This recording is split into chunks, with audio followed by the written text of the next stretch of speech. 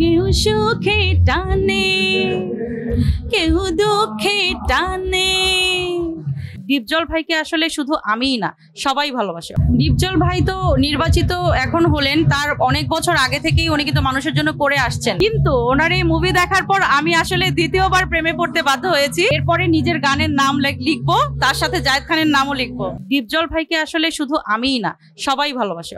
সোনার চরের পরে জায়েদ খানের যদি কোনো ধামাকা মুভি রিলিজ হয়, তো আমি সেটা জনসম্মুখে বলতে চাই, সবার সামনে আপনাদের মাধ্যমে জায়েদ খানকে জানিয়ে দিতে চাই, জায়েদ খানের নেক্সট মুভিতে ইনশাল্লাহ আমি গান করব, সেই আশা রাখি, সেই প্রত্যাশা রাখি। এইবার হচ্ছে হাতে সোনার চর লিখেছি, এরপরে নিজের গানের নাম লিখবো, তার সাথে জায়েদ খানের নামও লিখবো। জায়েদ খানের নাম তো আমার অন্তরে লেখা আছে, আমার মনে লেখা আছে, সেটা আছে এবং থাকবে।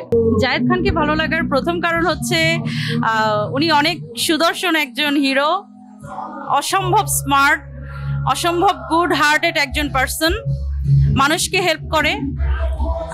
উনি আমাকেও কাজের মাধ্যমে অনেক সময় হেল্প করার চেষ্টা করেছেন, বিভিন্ন কনসার্টে আমাকে এসে ইনভাইট করে খুব, এবং সব কিছু মিলিয়ে। আর উনি হচ্ছে বরিশালের মানুষ, আমি নিজেও বরিশালের, তো অফকোর্স বরিশালের মানুষ খুব ভালো হয়, গুড হার্টেড হয়।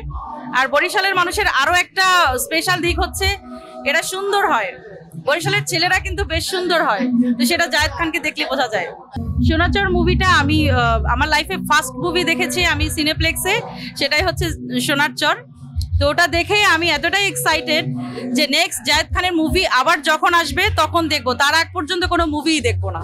জায়েদ খান অভিনয় কেমন ছিল সোনার চরে? আসলে ওনার অভিনয় আসলে আমার সবার কথা শুনে যেটা ধারণা ছিল যে উনি খুব ভালো অভিনয় করেন না, কিন্তু ওনার এই মুভি দেখার পর আমি আসলে দ্বিতীয়বার প্রেমে পড়তে বাধ্য হয়েছি।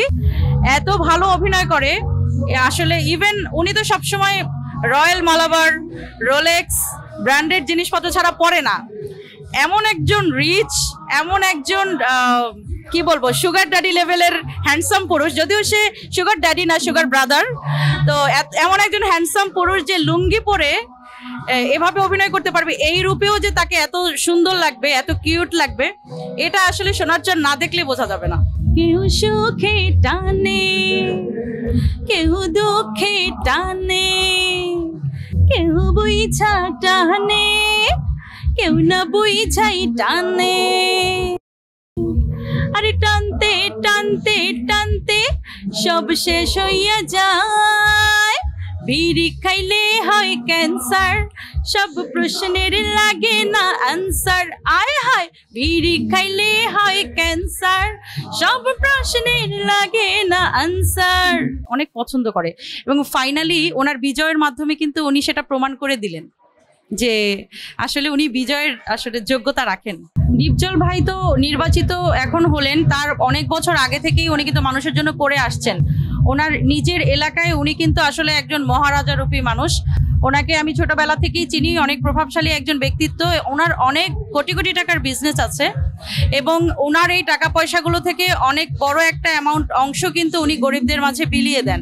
কারণ ওনার প্যানেল পরিচিতিতে আমি গিয়েছিলাম, অনেক মনে অনেক উৎসাহ উদ্দীপনা নিয়ে গিয়েছিলাম এবং সেখানে গিয়ে যা দেখে এসেছি এটা আসলে অবিশ্বাস্য। আমি শিল্পী সমিতির অনেকগুলো প্রোগ্রামে অ্যাটেন্ড করেছি, বেশ কয়েক বছর ধরেই আমি ওনাদের ম্যাক্সিমাম প্রোগ্রামে অ্যাটেন্ড করি, কিন্তু সব থেকে বেশি মানুষ আমি দেখেছি ডিপজল ভাইয়ের প্যানেল পরিচিতিতে।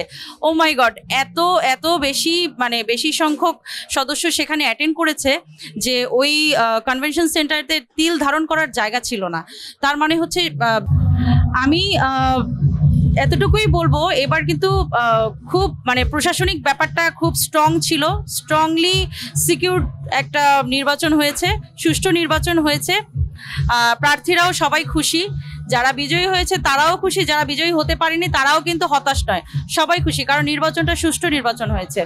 আসলে বিজয়ী হওয়াটাই তো বড় কথা না, সব শিল্পীরা মিলে মিশিয়ে এই সংগঠনকে নিয়ে সামনের দিকে এগিয়ে নিয়ে যাবে এবং ফিল্ম ইন্ডাস্ট্রিকে আরও দিনে দিনে উপরের দিকে, ভালোর দিকে নিয়ে যাবে। সেজন্যই তো এই শিল্পী সমিতি, তাই না? তো ওনাদের এই যে একাগ্রতা, একসাথে ভালোবাসার সাথে, আন্তরিকতার সাথে একে অপরকে মালা বদল করা, মালা পরিয়ে দেয়া, এই জিনিসটা আসলে শিল্পী শিল্পীরাও দেখে ওনাদেরকে দেখে অনেক কিছু শিখবে। আমরা তো জুনিয়র, আমরাও এই সিনিয়রদেরকে দেখে শিখবো যে কিভাবে একসাথে একজন শিল্পী আর একজন শিল্পীকে সাপোর্ট দিয়ে একজনের বিজয় আর একজন খুশি হয়ে এগিয়ে যেতে হয়।